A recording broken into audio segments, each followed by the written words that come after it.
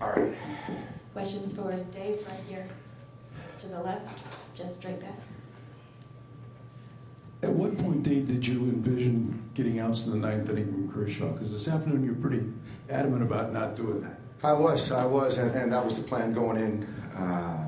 But Clayton came to me in the seventh and said, just understanding that Kenley was pitching from the seventh inning on, and said that he had an inning if I needed it. So at that point in time, I talked to the training staff and got the okay. And so, I just felt that Kenley was going to go out there and give us everything he had.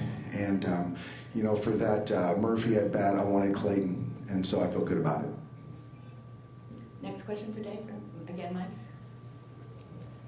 Under what circumstance would Kenley have been allowed to finish? You just didn't allow any runners? No, yeah, if he wouldn't have allowed any runners. But I think for me is I just set the groundwork for Clayton.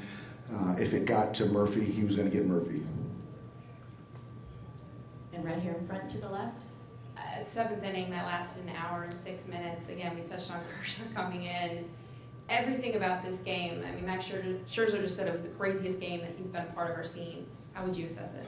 Yeah, I think that, when I look back at all the things that happened, I definitely echo that.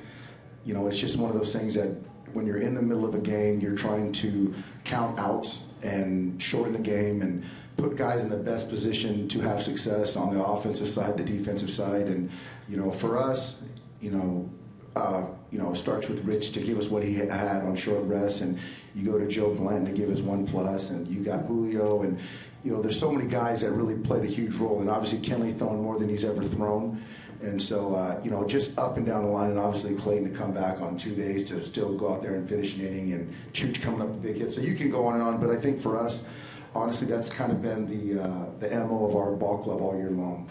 And to the back right. Dave, congratulations. Thank you, JP. With Kenley, what were you thinking, and at what point were you going batter to batter with him as far as how long you would let him stay in the game? I think with Kenley, it was a situation where I talked to him earlier today and said that there might be an opportunity to come in the seventh inning if a certain part of the lineup was up, and that part of the lineup was Trey Turner. And so after Grant gave up the homer and the base hit to Cliff Robinson, then I felt that for me, it was an opportunity to get Kenley in there and just ride him as long as we could. And straight back on the left.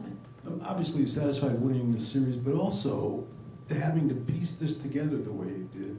You must get some satisfaction out of that, right? You know what? It's all about the players. The players just giving me, the coaches, an opportunity to try to navigate. And I think that with players to buy in and trust that we're doing the right things, that's first and foremost. But these are conversations that me, the front office, we have daily about just kind of forward thinking, being open-minded to how you can use guys in certain roles.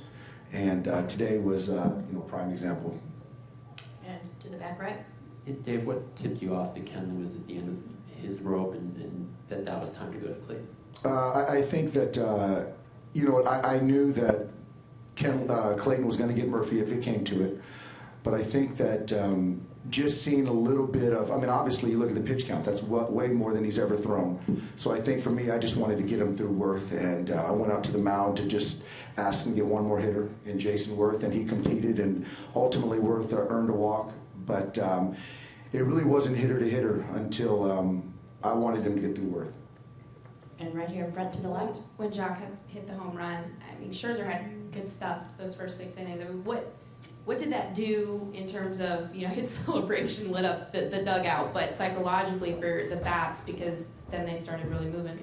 Yeah, they did. And I think that it's one of those things that, Max was lights out. He really was for 6 innings, and we really couldn't get anything going, and he got out of some traffic earlier. But after that homer to tie the game, it just gave us a chance to exhale a little bit. And then we got some hits together, and that big hit by Chooch, coming off the bench, and Chase being unselfish to being a veteran player like he is to be hit for by Chooch, and that was just a huge hit. And last one for Dave. Going back to the idea of being forward-thinking with the bullpen usage, stop me if this is 2 steps ahead of where you are right now, but do we see Kenley come in the 7th inning and the 8th inning starting game 1 in Chicago? I mean, is this a template for you going forward? You know what, I can't, I'm not going to answer that right now. I think that, you know, this elimination game where we had to win today to get to the next round, so I think that right now, you know, we'll revisit that. Okay, thank you, Dave. Thank you. And Clayton.